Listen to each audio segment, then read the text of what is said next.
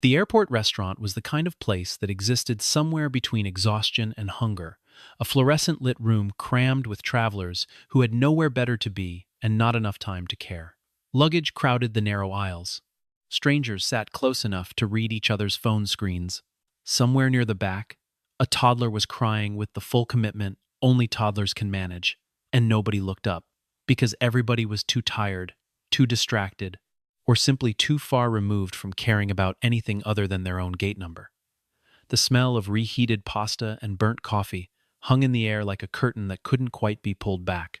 Outside the wide terminal windows, the tarmac shimmered in the afternoon heat, planes lined up in orderly rows, indifferent to the chaos happening inside. It was, in every measurable way, an unremarkable Thursday afternoon at O'Hare International Airport. Victoria Caldwell stepped through the restaurant entrance and stopped. She was 39 years old and had not stood still in any meaningful sense for the better part of a decade.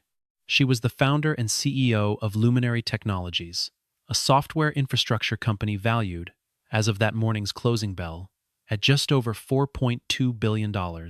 She had just come from a boardroom in the Loop where she had signed a merger agreement that her legal team had been negotiating for 11 months. Her handshake had sealed a deal that would reshape an entire sector of the cloud computing market, and she had done it with the calm precision of someone ordering a sandwich. She wore a charcoal blazer over a white silk blouse, and her carry-on bag was newer than most people's cars. She was the kind of woman who commanded rooms without trying, the kind whose presence made other people sit up straighter without knowing why. And right now, that woman was standing at the entrance of a crowded airport restaurant, scanning the room for a single empty chair. There was only one. It was at a small two-top table near the window, the kind of table meant for a couple having a quiet dinner, not for a lone traveler in whatever company fate had arranged. Across from the empty chair sat a man who looked to be in his late 40s, broad-shouldered and unhurried, with the kind of face that had seen enough of life to stop being surprised by most of it.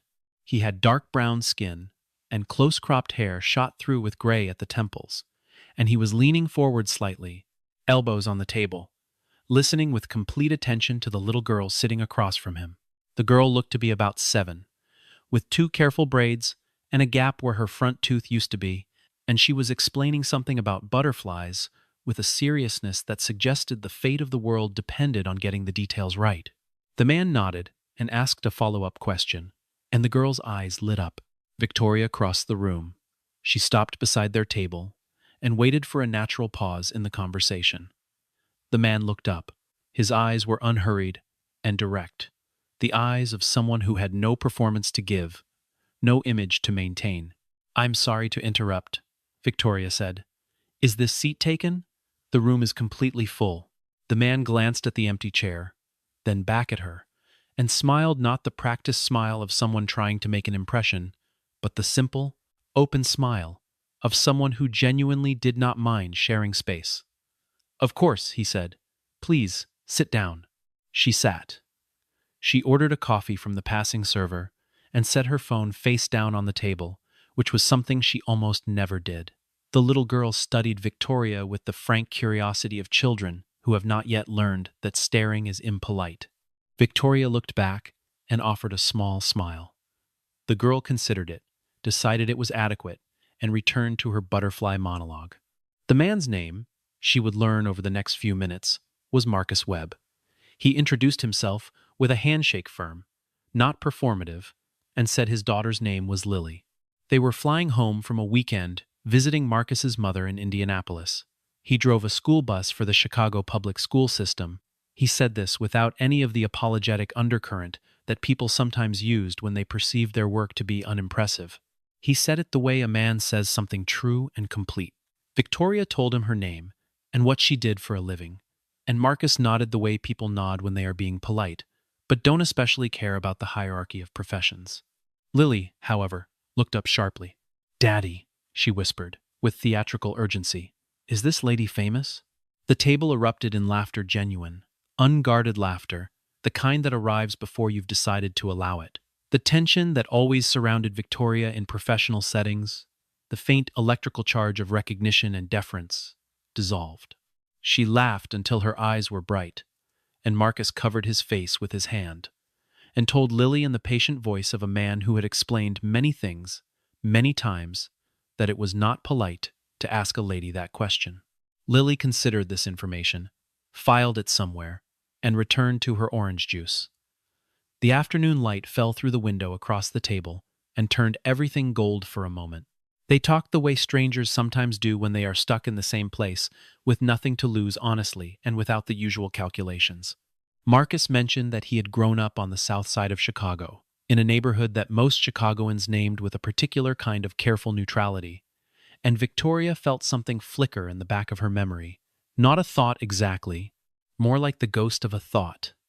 He talked about the school where he'd once taught 5th grade, years before he'd made the switch to driving the bus, which he preferred, he said, because you saw the kids every day and you didn't have to grade anything. She laughed. He said there used to be a community center 3 blocks from where he grew up, run by a woman named Mrs. Patterson, who had kept half the neighborhood out of trouble, just by being relentlessly present and stubbornly kind. The flicker in Victoria's memory moved closer to the surface, and then receded. She told herself it was nothing. It wasn't nothing. At some point, Marcus said, almost as an aside, the way people mention things they have said so often, they no longer notice they're saying them. A small chance is all it takes. One door open at the right moment can change everything about where a person ends up. He was talking about one of his students, a boy who had gotten into a summer coding program through a scholarship, and how the boy's entire trajectory had changed in 18 months. But Victoria went very still. She held her coffee cup with both hands and looked at the table and felt something move through her that she could not immediately name. She was quiet for a moment. Marcus didn't press her, just waited, the way a man waits, who has learned that silence is not always a problem to be solved. That's something I believe very strongly, she said finally. He nodded. Most people who've been on the right end of one opportunity usually do. She looked at him then, really looked, the way she rarely allowed herself to look at anyone, with the careful part of her attention that she usually kept pointed inward. There was something in the way he spoke, something in the texture of his certainty, that felt familiar in a way she couldn't place. Lily had fallen asleep against the window, one cheek pressed to the glass, her expression beatific. The airport hummed around them. Outside, a plane pushed back from the gate and headed slowly toward the runway. And somewhere in the building, a flight board updated and a departure time shifted, and nobody at that table knew yet that their flight had been delayed by another 90 minutes. 20 years ago, Victoria Caldwell was not Victoria Caldwell, CEO. She was Victoria Harris, 17 years old, living in a 2-bedroom apartment in Englewood on the south side with her mother, Diane, who cleaned offices 3 nights a week and kept a jar of quarters on the kitchen counter for the nights. The electricity went out, and they needed to use the camping lantern. Her father had left before Victoria was old enough to remember his face from anything other than photographs, and her mother never spoke of him with bitterness, only with a kind of quiet exhaustion, as though his absence was simply whether something you adapted to, not something you fought. They were not the kind of poor that people write policy papers about, removed and theoretical. They were the kind of poor that lives in the specific week in February when the heat stopped working and they slept in coats, the specific evening when the landlord slid a notice under the door and Diane sat at the kitchen table with her hands folded and said nothing for a very long time, the specific morning Victoria came home from school to find a neighbor's belongings piled on the sidewalk and knew, with the particular precision of a child who has watched this happen before, exactly what it meant. What Victoria had, in the absence of most other things, was a mind that would not stay quiet. She read everything she could get her hands on. She finished assignments in half the time allotted and spent the rest of class reading ahead. Her teachers noticed. One of them, a woman named Miss Okafor, pulled her aside in 7th grade and told her that she was one of the smartest students she had ever taught, and that this was both a gift and an obligation, and that the obligation was to do something with it. Victoria was 12 years old and had not yet learned to disbelieve adults who said things like this with genuine conviction, so she believed it. She carried it with her like a stone in a pocket, something to press her fingers against when she needed to remember what she was for.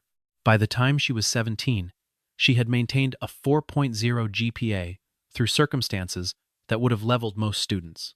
She had tested into an advanced mathematics track, had won her school's science fair 2 years running, had been quietly identified by a guidance counselor as a candidate for competitive college admission. She wanted, with a ferocity that had nowhere to go, to study computer science. She had an aptitude for it that felt less like skill and more like recognition, as though she were reading a language she had always known, but only now found written down. She had taken every computer class her school offered and finished them all before junior year, and then sat with the knowledge that she had gone as far as the system around her could take her. The problem was straightforward and devastating. She could not afford college. Not the application fees, not the travel for campus visits, not the deposit, not the first semester, not the books. The financial aid system was a maze she had studied carefully, and found that even the most generous packages left gaps that her mother, earning what her mother earned, could not possibly fill. She had run the numbers with the same precision she brought to everything else, and arrived at the same answer every time. It was not possible. She was 16 years old, and had already begun the slow, quiet work of grieving a future she had never actually had. The scholarship arrived on a Tuesday, in March of her junior year. It came in a plain white envelope, addressed in a handwriting she did not recognize, with a local postmark and no return address. Inside was a single typed letter and a smaller envelope.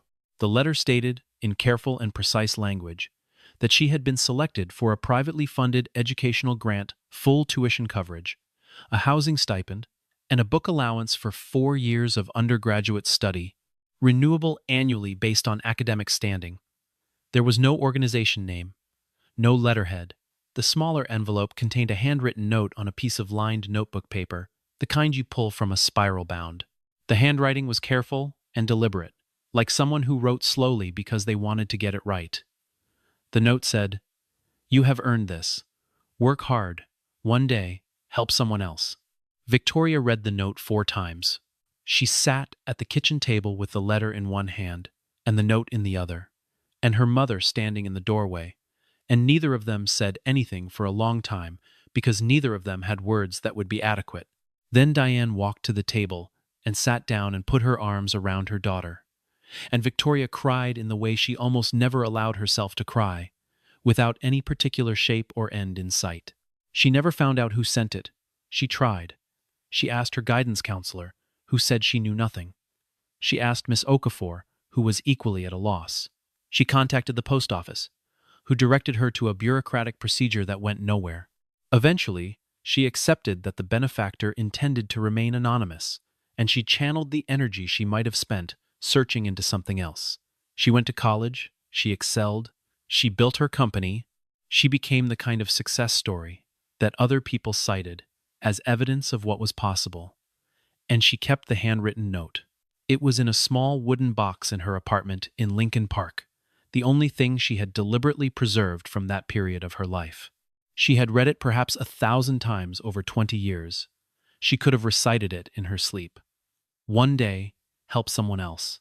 When the flight delay was announced 90 minutes, mechanical issue, gate agents apologetic and vague, Marcus looked at Lily sleeping against the window, and then looked at Victoria with the expression of a man recalculating his evening. They decided, without much discussion, to order food. The conversation had found its rhythm, and neither of them seemed inclined to interrupt it. Marcus talked about the community center again, Mrs. Patterson's Center, and how it had eventually closed when the building's lease expired and the neighborhood association couldn't raise the funds to renew it. He talked about the tutoring program that had run out of that building for 15 years, the after-school coding club, the college prep sessions on Saturday mornings. He talked about a scholarship fund that a few people in the neighborhood had put together in the early 2000s, pooling money from their own pockets because they believed, collectively and stubbornly, that a single opportunity extended to a single student could ripple forward in ways you couldn't predict or trace. Victoria set down her fork. "What neighborhood?" she asked. "Englewood," he said. "South Side." The word landed on the table between them like something dropped from a height. She asked him when. He told her the years. She did the arithmetic and felt the room tilt very slightly, not unpleasantly, the way a room tilts when your inner ear is suddenly reminded that the ground beneath you is not as fixed as you had assumed. She asked him what the scholarship fund had been called. He gave her a name that meant nothing to her. She asked him to describe the process, how recipients were chosen, how the money was delivered. He described it. His description matched, in its essential details, every specific thing she remembered about the envelope on a Tuesday in March, 20 years ago, down to the plain white envelope and the absence of a return address. She did not say anything about this. She did not know. Yet, if she was right, she might be confusing the particular with the general, reading her own history into a coincidence. She asked careful, neutral questions, and listened to the answers and held every detail in the part of her mind that sorted and compared, and refused to leap before the evidence was complete. Marcus answered her questions with the ease of someone who had nothing to conceal, which turned out to be a man with absolutely nothing to conceal. He spoke about the fund the way he spoke about everything, directly, without embellishment, as though good things done quietly were simply good things done, no more or less remarkable for the manner of their doing. When Lily woke up and asked if they could get ice cream, the conversation shifted, as conversations with 7-year-olds reliably do. Victoria bought Lily a cup of vanilla soft serve and watched Marcus help her get the spoon situated correctly, and thought that the most important question of her adult life might have just been answered by a school bus driver in an airport restaurant on a delayed Thursday afternoon. She thought this with a calm that surprised her, as though some part of her had been expecting this for years, without telling the rest of her. She said goodbye at the gate. She shook Marcus's hand and told Lily it was very nice to meet her. Lily said, with great solemnity, that she hoped Victoria's plane did not crash, which Marcus explained was her way of wishing her safe travels. Victoria laughed and said she shared that hope entirely. She boarded the plane and sat in her seat and stared at the seat back pocket in front of her and did not open her laptop for the entire flight, which had never happened before. She had crossed millions of air miles in the last decade, and in every one of them she had worked reviewed decks, drafted memos, responded to the relentless stream of decisions that running a $4 billion company required. She was the person who worked on planes the way other people slept, reflexively and without a second thought.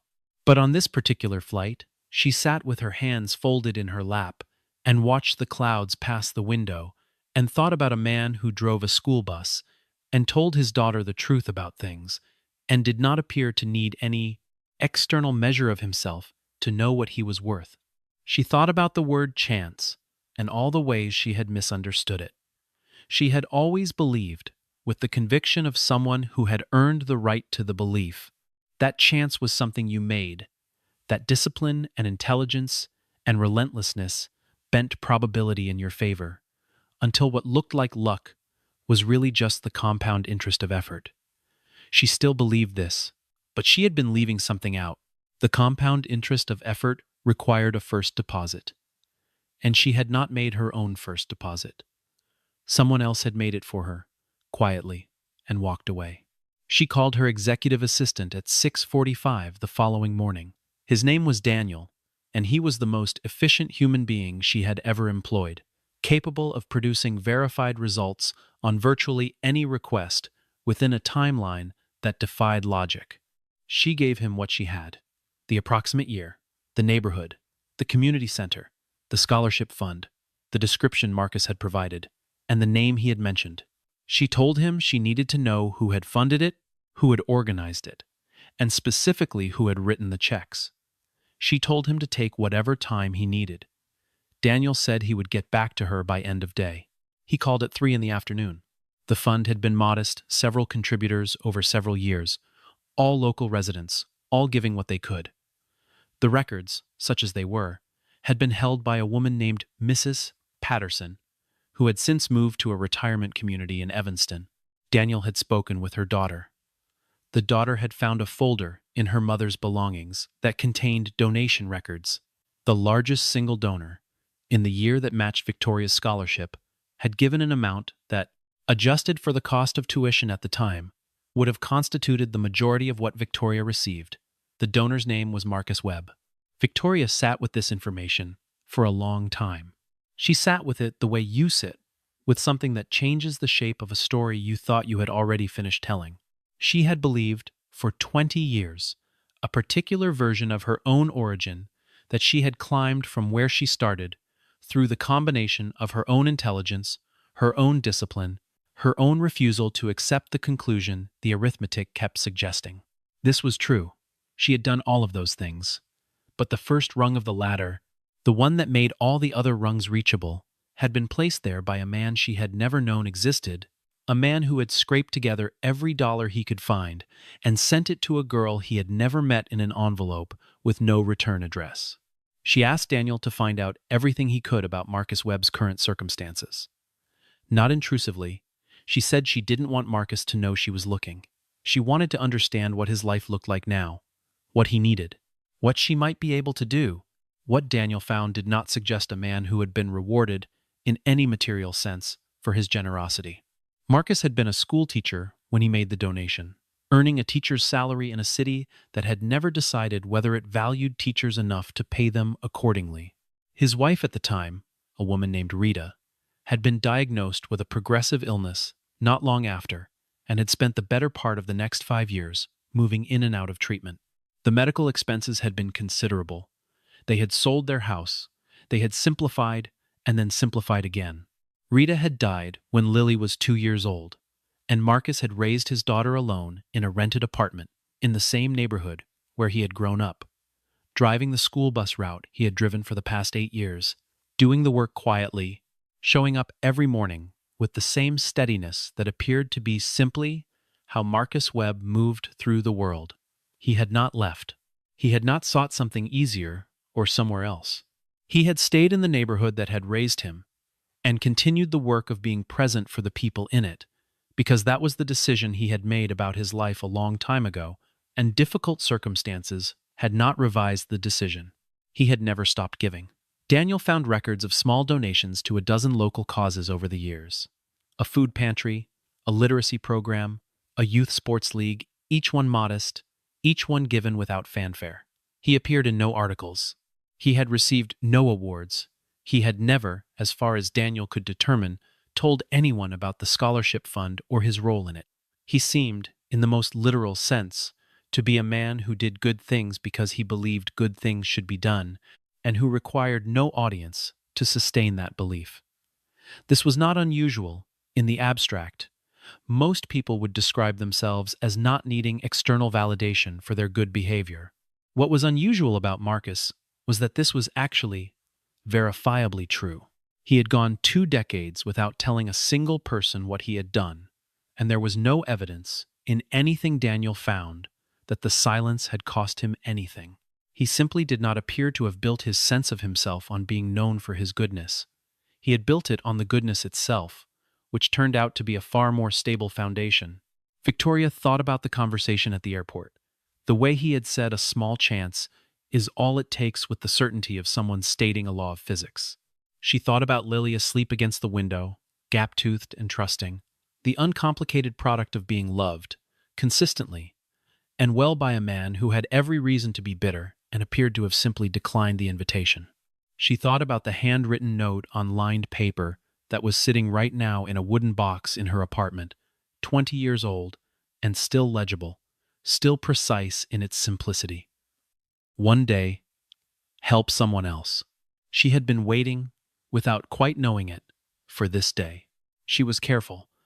She had not survived building a company from nothing in an industry that had initially had no interest in making space for her by being impulsive, and she was not going to become impulsive now. She needed to see Marcus again in a context that made sense, that did not alarm him, that allowed her to be honest, without making him feel like a project or a recipient, rather than what he was the person to whom she owed, if she was being completely accurate, everything. She arranged to visit the South Side under the pretext of a site visit to a nonprofit Luminary had funded the previous year. It was not a false pretext. The visit was real. The nonprofit was real. The tour was genuine and valuable. But she had asked Daniel to arrange the timing so that the route from the nonprofit to the airport took her past the street where Marcus lived. through the neighborhood she had grown up in and not returned to in years, past the lot where the community center used to stand, now a parking area for a medical clinic that had been there long enough to look permanent. She walked that street in the early evening light. She recognized the geography, the way you recognize the grammar of a language you learned as a child, not consciously, but in your body, in the way your feet knew when to step over a raised sidewalk seam, in the way your eyes went automatically to the corner where something important had once happened. She recognized the laundromat that had been on 63rd Street since before she was born, still there, still with the same faded orange sign, still with the same arrangement of plastic chairs visible through the plate glass window. She recognized the particular flatness of the light at this hour, in this neighborhood, the way the late sun came in low over the rooftops and made even the tired buildings look briefly dignified. She had not understood, when she left, that leaving was a kind of grief, because she had been so focused on the leaving that she had not stopped to feel what she was leaving behind. She understood it now. She understood that you could spend 20 years building a life in new neighborhoods, in new cities, in the forward-facing posture of someone who has somewhere to be, and the place you came from was still there inside you, fully present, waiting to be returned to whenever you finally allowed yourself to turn around. She had not allowed herself to turn around. She was turning around now, one careful block at a time, in the evening light of a neighborhood that had made her and that she had not, in any deliberate way, attempted to make back. That was something she was going to change. She did not knock on Marcus's door that evening. She was not ready. She needed one more day. She called him the next morning. She had his number through the school district, which was a matter of public record, and required no artfulness to obtain. She told him who she was. She said she had been thinking about their conversation at the airport and that she had something she wanted to discuss with him if he was willing to give her a little of his time. She said she would come to him. He didn't need to go anywhere. He was quiet for a moment, the silence of a man who is not suspicious, but is also not incautious. Then he said that Sunday afternoon worked, and gave her his address. She stood on his front step on Sunday afternoon, in a neighborhood she had once known like her own hands, and knocked on the door of a man whose generosity had made her life possible. The house was small and tidy, a brick two-flat that had seen better decades, but had been maintained with evident care. The porch swept, the small front garden cleared of the debris, a Chicago spring deposits. Marcus answered the door in a flannel shirt and reading glasses pushed up on his forehead, a cup of coffee in his hand. He looked at her for a moment, with the expression of someone running a quick check between memory and reality, then stepped back to let her in. Lily was at a friend's house. The apartment was quiet in the particular way of spaces where children usually are and temporarily aren't. There were books on every surface and a small upright piano against one wall, and photographs on a shelf that she looked at but did not comment on. They sat at the kitchen table with coffee, and she told him what she had found out. She said it directly, without preamble or performance, because she had decided that the only dignified way to have this conversation was honestly. She told him about the scholarship, about the envelope, about the note, about the 20 years of building a company she had built in the belief that the first step had been entirely her own. She told him what Daniel had found. She told him she now knew that he had made that scholarship possible, that his money he had not easily had, money he had given during a time when his own life was difficult in ways she could only partially imagine, had been the thing that made every other thing possible. She stopped talking. The kitchen was very quiet. Marcus looked at his coffee cup for a long moment. When he looked up, she saw in his face not the expression of a man being thanked, but the expression of a man who has just been told something that means something deep and old to him. He said, "I always wondered what happened to you." She had told herself she would not cry. She had told herself this in the specific, firm way she told herself things she intended to be true. The intention did not survive contact with those words. She cried at Marcus Webb's kitchen table on a Sunday afternoon in the same neighborhood where she had grown up eating generic brand cereal and wondering if the word possible applied to her. She cried in a way she had not cried since the night her mother held her at their own kitchen table with the scholarship letters spread out between them, and the quality of the crying was similar. Relief, enormous and physical, the kind that arrives when you have been carrying something a very long time, without knowing you were carrying it. Marcus gave her a box of tissues and refilled her coffee and waited. She told him she wanted to do something.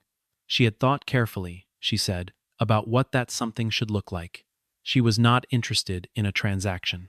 She was not interested in symmetry for its own sake, in the narrative satisfaction of giving back the dollar amount adjusted for inflation and the compound interest of 2 decades. What she wanted was something that matched the nature of what he had done, which was not a personal favor, but a bet that if you gave someone an open door, the right person would walk through it and carry the possibility forward. She had spent considerable time in the weeks since the airport, thinking about what form that matched response should take, because she understood that the wrong form would diminish what Marcus had done rather than honor it. She had considered and rejected half a dozen approaches. She had considered paying off his debts, if he had any. She had considered buying him a house in a better neighborhood, which she understood immediately was the wrong instinct. Marcus was not a man who had made his peace with Englewood and was waiting to be rescued from it. He had chosen it. He lived in it with intention.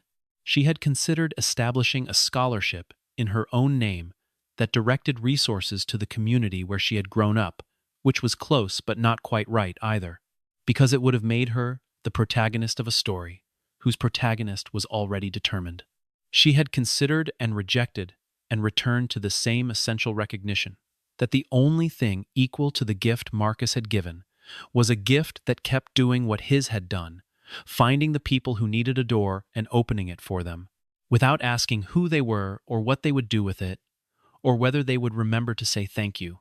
She proposed a scholarship fund, endowed, permanent, substantial enough to support dozens of students annually, structured to reach exactly the kind of students she had been, high-achieving, low-income, living in communities that the systems around them had decided were too difficult or too expensive to invest in. It would be named for him the Marcus Webb Foundation for Educational Access. She had a term sheet drafted. She did not push it across the table. She described it, watched his face, and waited. He said, "I didn't help you for a reward." "I know," she said. "That's why you're the right person to have your name on this." He was quiet for a long time. His coffee had gone cold. Outside, a car went past slowly, bass from its stereo thudding pleasantly through the window glass. Somewhere down the block, someone was mowing a lawn, and the smell of cut grass was sweet and ordinary, and nothing about this moment was ordinary. He said, "The kids in this neighborhood still need it." She said, "Yes, they do." He said, "Then I don't see a reason to say no." The Marcus Webb Foundation for Educational Access was incorporated 4 months later. The launch event was held at the community center that Victoria's company had helped to rebuild on the same lot where Mrs. Patterson's original center had stood, fully funded, fully equipped, named in Mrs. Patterson's honor. The evening was not elaborate. Victoria had deliberately kept it human-scaled. Folding chairs and catered food from a local restaurant, and a program that ran an hour, no more.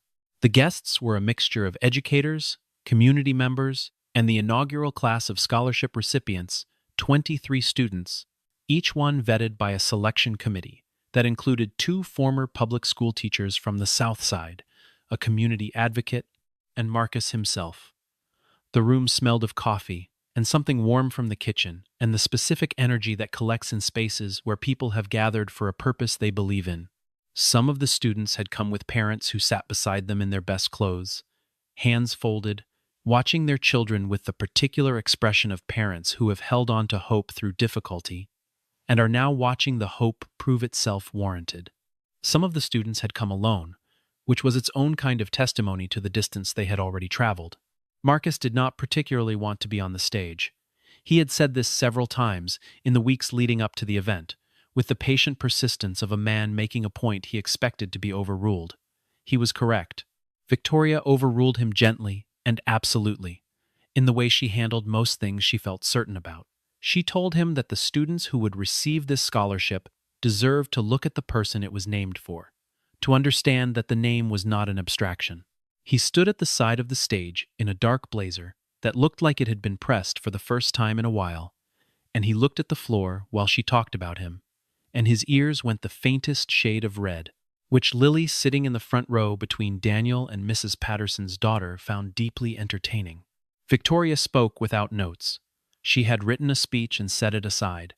She stood at the podium in a room full of people who had come to witness something, and she said what was true.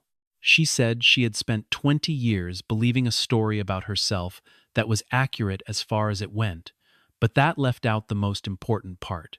She said the most important part was a man who had looked at a problem, a child with potential and no resources, and had decided, without any particular calculation of return, that the problem was his to help solve. She said the literature of success was full of self-made people, and that she had always counted herself among them, and that she was still counting herself among them, because none of what Marcus had given her would have amounted to anything if she hadn't worked for it. But she said that the door and the person walking through it were two different things, and that the door mattered, and that without the door there was no story. She said, "The person who changed my life was not a billionaire. He was a man who drove a school bus and raised his daughter and did the quiet work of believing in people he had never met. And he did this without expecting anything from it. And he did it while his own life was hard, because he had decided that the hardness of his own life was not a reason to stop." She paused. The room was very still. She said, "I used to keep a note in a wooden box. It said, 'One day, help someone else.' I kept it because I didn't know who wrote it. I kept it because the words were the best thing anyone had ever said to me. I know now who wrote it. And I want him to know, standing here, in front of all these people who are about to walk through a door because of what he started, that I heard him." She looked at Marcus. He was looking at his shoes. Then he looked up. His face was composed in the way of a man who is working to keep it that way, and not entirely succeeding. The room applauded. The students in the front rows, 23 young people, at the beginning of the rest of their lives, applauded with the specific energy of people who understand, at least partially, what is being given to them. Lily stood up and put 2 fingers in her mouth and whistled with a volume that seemed physically impossible for a 7-year-old, and the room laughed, and Marcus pressed his hand over his eyes and shook his head, and for a moment the whole room was nothing but that particular human warmth that arrives when something good has been done and recognized, and the recognition is itself part of the good. In the months that followed, the Marcus Webb Foundation moved quickly and carefully. 47 students received scholarships in the first full year of operation. By the end of the second year, the number had grown to 112.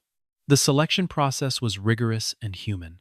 Not a formula, but a conversation. The committee reading applications in the way Marcus had once read his students, looking for the specific quality of person who would know what to do with an open door. Some of the recipients were from Englewood. Some were from Roseland, from Austin, from Lawndale, from neighborhoods that the city's investment maps had consistently underweighted. All of them were, in some essential way, the same person Victoria had been at 17, certain of their own capacity, uncertain of their access to the systems that would let that capacity matter. Marcus continued driving the school bus. He had been asked, more than once, if he wanted to take on a role with the foundation in a more formal capacity.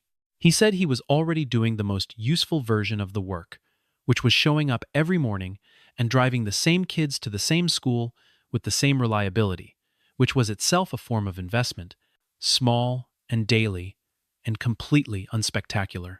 He attended the foundation's quarterly meetings and offered specific, practical suggestions in the flat, direct manner of a man who had no patience for abstraction when the concrete was available. He did not attend galas. He did not give interviews. When a journalist called him for a profile, he said politely that he didn't have anything to add to what Miss Purjading List, Caldwell, had already said, and thanked her for her interest, and returned to his evening. He was not being falsely modest. He had thought about it, and he believed it was simply accurate.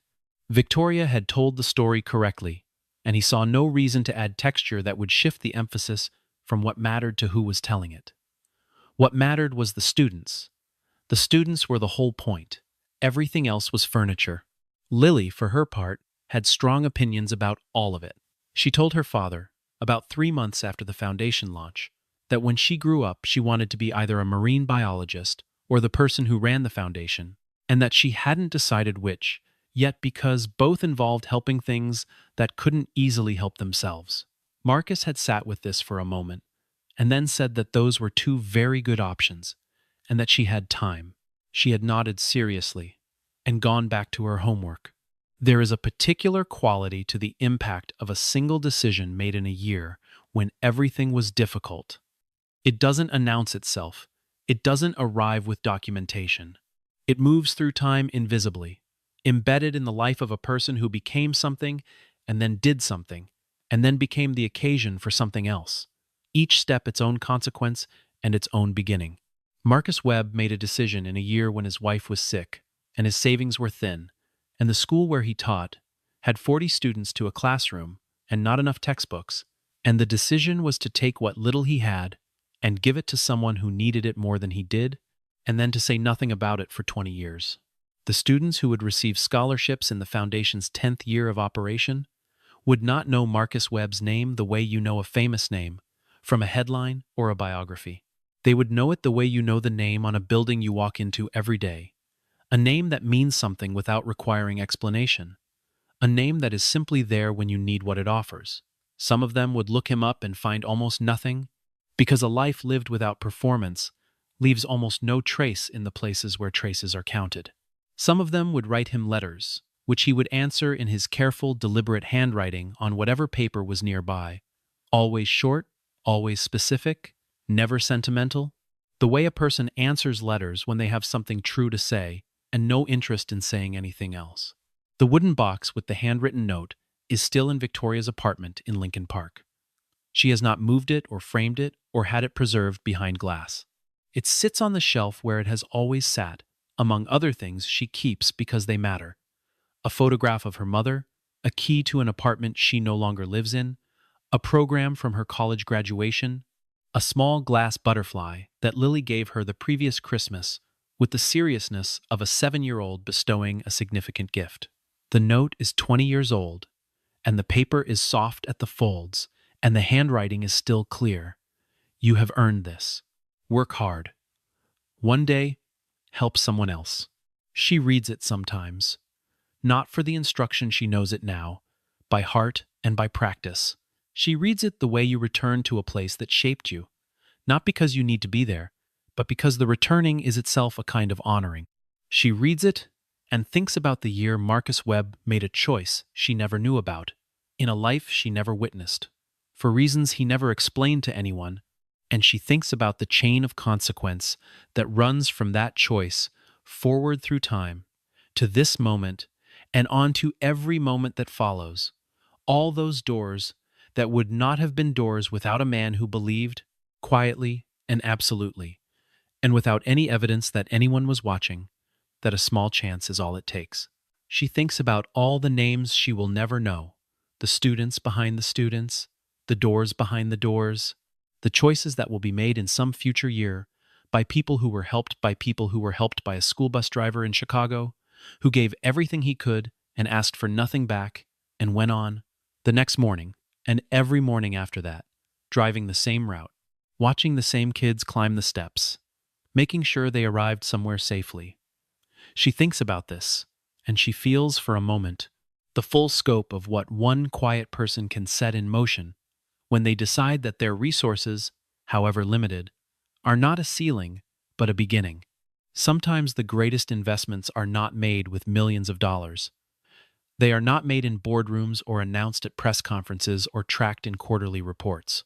They are made in the specific, ordinary, consequential moments when a person decides that the limitation of their own resources is not a reason to stop, that the anonymity of the gift is not a loss, but a feature, that the future they are shaping belongs to someone they will never know, and that this is not a problem, but a form of grace. They are made by people like Marcus Webb, who drive the same route every morning and read their daughters to sleep, and answer their mail by hand and go on being the same person in private that they present in public, because there is only one of them, and they have decided to spend it carefully. He asked, once, very simply, without expectation, "Can I sit with you?" The door opened, The conversation began, and everything that followed was the evidence that even the smallest act of genuine human kindness, given freely and without a receipt, does not end when it is given. It travels forward, it multiplies. It arrives 20 years later, at a table in an airport restaurant, in the form of a question that turned out to be the answer to everything.